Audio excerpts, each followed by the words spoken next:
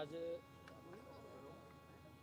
जिला grievance committee में 16 परिवारवाद वो समस्याएं थी, जिनमें से 12 का समाधान वो किया गया है, 4 अभी पेंडिंग की है। इसमें हेली मंडी की एक पैक से लेकर के समस्या थी, जिसके जांच के आदेश दिए गए हैं। एसडीएम को पटौदी कहा गया है कि आप इसकी जांच करके रिपोर्ट उपायुक्त महोदय को आप देंगे। और गुरुग्राम में सीवरेज को लेकर के एक समस्या थी, उसका अभी हमने कहा है कि उसकी भी जांच करके वो अलग उसके बारे में रिपोर्ट दें कि कहीं पर भी गुरुग्राम में सीवरेज की ब्लॉकेज की समस्या नहीं आनी चाहिए। उसका समाधान किया है, परंतु किस कारण से हुआ है उसके बारे में समस्या थी। और सभी अधिकारियों को भी इस बात के लिए कहा गया है कि आप पब्लिक के काम को, उनकी कोई ग्रीवेंस आती है, उसको प्राथमिकता के आधार पर उसको समाधान करें। वो चक्कर ना काटें कि एक एप्लीकेशन दे दी, कोई सुनने वाला नहीं है, फिर महीना महीना वो घूमता रहता है, 2-2 महीने घूमता रहता है, कि वो ना घूमे, उसका तुरंत त्वरित उसका समाधान करें ताकि लोगों को राहत मिले। और इसको लेकर के हम कई स्थानों पे उसकी बात को, लोगों की जन की बात को सुन रहे हैं। हर सोमवार और हर वीरवार हफ्ते में 2 दिन उपायुक्त महोदय के यहाँ खुला दरबार, सभी अधिकारी आते हैं, वहाँ पर लोगों की समस्या को सुनते हैं। इसी प्रकार सब डिवीजन लेवल पर एसडीएम के नेतृत्व में 2 दिन वहाँ पर भी खुला दरबार लगा करके लोगों की समस्या का सुन करके उसका समाधान करते हैं। और शुक्रवार को अधिकारी बैठ करके जो समस्याएं आती हैं, जो उनके विभाग से संबंधित हैं, जो उसके समाधान वहाँ करते हैं। अगर नहीं है तो ऊपर हमें को भेजते हैं।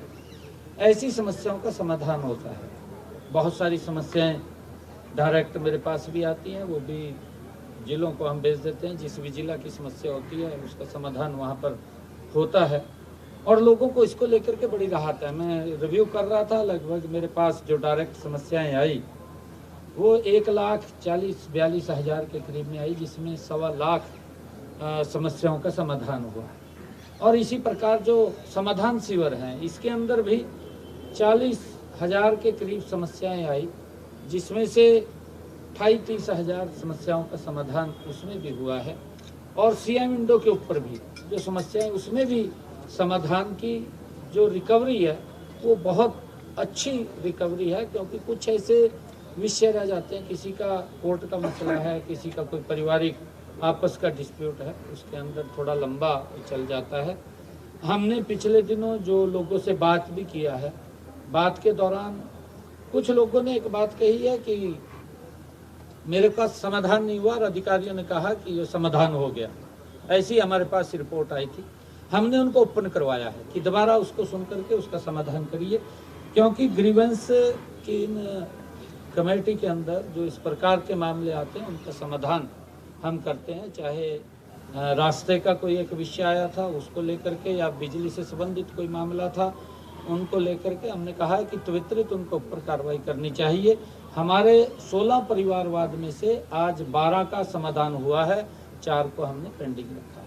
सर, गुड़गांव में कितना बड़ा लिकर स्कैम सामने आया है, जिसमें इतनी बड़ी खेप में दारू नकली, तो बिना टैक्स पे किए हुए दारू पकड़ा गया, उस पर अभी तक कोई कार्रवाई नहीं। अरे कार्रवाई क्यों नहीं हुई? दारू का त्वरित कार्रवाई हुई है। दारू का ठेका भी खुला है, अरे अभी तक उसकी न सील की गई है, न किसी ऑफिसर पे कोई कार्रवाई हुई। 1 मिनट, जहाँ से वो मिला है अधिकारी के ऊपर कार्रवाई हुई है, तुरंत कार्रवाई होगी। अब किसी दूसरे ठेके पे भी अभी तक कोई कार्रवाई नहीं, ठेका उसने उसका लाइसेंस लिया हुआ है और वो उसकी नहीं है, कहीं और से वो मिली है, ठेके से नहीं मिली, वो कहीं और से मिली। जहाँ से मिली उसके ऊपर कार्रवाई हुई, FIR दर्ज हुई, अधिकारियों के ऊपर कार्रवाई हुई। आप ये मत कहिए कि कार्रवाई नहीं। और हमने अधिकारियों को ये बात कही है कि इसकी गहनता से जांच करिए, जांच चल रही है, इसकी रिपोर्ट आएगी, जो भी इसके अंदर दोषी होंगे उनके खिलाफ। क्या सर लगता है नियम कानून में भी कुछ बदलाव की जरूरत है, कि जिस बड़े पैमाने पे टैक्स की चोरी हो रही है?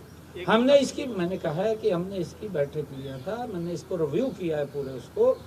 जो हमारा टारगेट है, क्योंकि इसका टारगेट होता है, हम उस टारगेट के ऊपर जो पिछले साल का टारगेट था, क्योंकि उस टारगेट से हम ज़्यादा चल रहे हैं। सर शीतकाल अंडरपास है जहाँ पानी भरा अंदर भी शिकायतें उठाई गई थी, उसको लेकर के हमने 15 दिन का समय दिया है, क्योंकि जो अंडर ब्रिज था उस अंडर ब्रिज के अंदर पानी का रिसाव हो रहा है, और वो रिसाव ऐसा हो रहा है कि किसी ने वहाँ पर जाकर के उससे छेड़छाड़ की है, छेड़छाड़ की तो उसके कारण से रिसाव हो रहा है। हमने कहा है कि इसको तुरंत ठीक करिए, और मैंने कल उपायुक्त महोदय को ये भी कहा है कि जितने हमारे अंडरपास हैं उसके अंदर सीसीटीवी भी कैमरा लगा होना चाहिए, और सुरक्षा की दृष्टि से भी ठीक है। सर कल से शीतकालीन हो रही है और कांग्रेस कह रही है कि हम अविश्वास प्रस्ताव लेकर आएंगे। कांग्रेस पे कोई मुद्दा है क्या? कोई मुद्दा नहीं है। कांग्रेस ये बात भ्रामक प्रचार कर रही है, झूठ का प्रचार कर रही है कि वोट चोरी होगी। भाई मैं आपको पूछना चाहता हूँ, आपका वोट चोरी हो सकता है क्या? आप बताइए, हो सकता है? कैसे चोरी होगा? हर व्यक्ति स्वतंत्र है वोट पाने के लिए। कैसे गुमराह कर रहे हैं। और बेचारा राहुल गांधी मार दिया इन्होंने, उसको झूठ बोल कर मुद्दा दे दिया, उसको समझ नहीं है इतनी कि भाई ये जो मुद्दा लग रहा है मेरे को दंड मेरी मट्टी पलीत तो होगी, मैं ना उठाऊं इसको, तो उसने भी ठा लिया क्या हाल तो या कोई वोट अगर चोरी कैसे हो सकती है? हर व्यक्ति को अपना वोट पाने का अधिकार है, वो स्वतंत्र है। वहाँ पर सीआरपीएफ होती है, वहाँ पर लोकल पुलिस होती है, वहाँ पर पूरा डिपार्टमेंट का अमला होता है, किसी वोटर के ऊपर दबाव नहीं होता।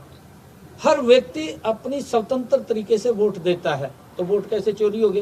वोट चोरी कांग्रेस के समय में होते थे, शायद इनको वो सपना आ रहा होगा, अभी हमारे समय में होता था, हम शायद आरोप लगाते भी वैसी अब हो रहा होगा।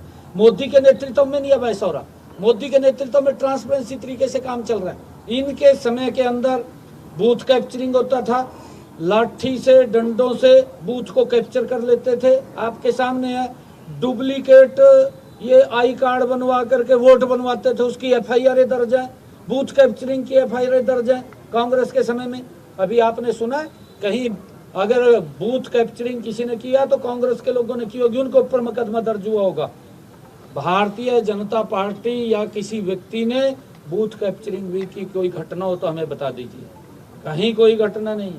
अगर घटनाक्रम किया होगा तो इन्होंने किया होगा, इनके ऊपर कार्रवाई हुई है। इनके समय में खूब होता था, आप गुरुग्राम का देख लीजिए, आप फरीदाबाद का देख लीजिए, आप अलग अलग रोहतक का देख लीजिए, आप किस तरीके से बूथ को इनके समय में कैप्चरिंग करके और लोगों को प्रलोभन दे करके ये वोट लेते थे। और ये कह रहे हैं वोट चोरी हो गया। अरे वोट चोरी नहीं हुआ, इन्होंने लोगों की जेब को चोरी किया है, इसके कारण से इनको बाहर कर दिया। संसद चल रही है, संसद में दीपेंद्र हुड्डा प्रोटेस्ट कर रहे हैं कि मेजबानी कॉमनवेल्थ गेम्स की गुजरात को दे दी, हरियाणा को देनी चाहिए थी, हरियाणा के सबसे ज्यादा मेडल आते हैं। अरे देखिए, हमारा युवा, हमने अच्छी नीति आदरणीय मोदी जी के नेतृत्व में बनाई है, और मोदी जी के नेतृत्व के अंदर पहले कांग्रेस थी 2014 से पहले कितने मेडल लेके आते थे, आज मेडल आ रहे हैं ना। फिर सरकार की कोई नीति है, योजना है, सरकार ने कोई सिस्टम खड़ा किया है, तभी मेडल आए हैं। पहले मेडल क्यों नहीं आते थे? अभी लगे हैं ना आने मेडल। हम बधाई देते हैं सभी खिलाड़ियों को। हांसी को सर 23वां जिला बनाया है। गुरुग्राम में कष्ट निवारण समिति की बैठक हुई। 16 में से 12 परिवारों का समाधान किया गया है। सीएम सैनी ने इस दौरान मीडिया को संबोधित करते हुए कहा 4 परिवारों को पेंडिंग रखा गया है। सीवरेज समस्या को लेकर के अधिकारियों को निर्देश दिए गए हैं। सीएम ने कहा हफ्ते में 2 दिन डीसी जनता दरबार लगाएंगे, ये निर्देशित किया गया है सभी जिलाधिकारियों, सभी डीसीज को ये निर्देश किया गया है। कष्ट निवारण समिति की बैठक के बाद सीएम सैनी ने ये जानकारी दी है।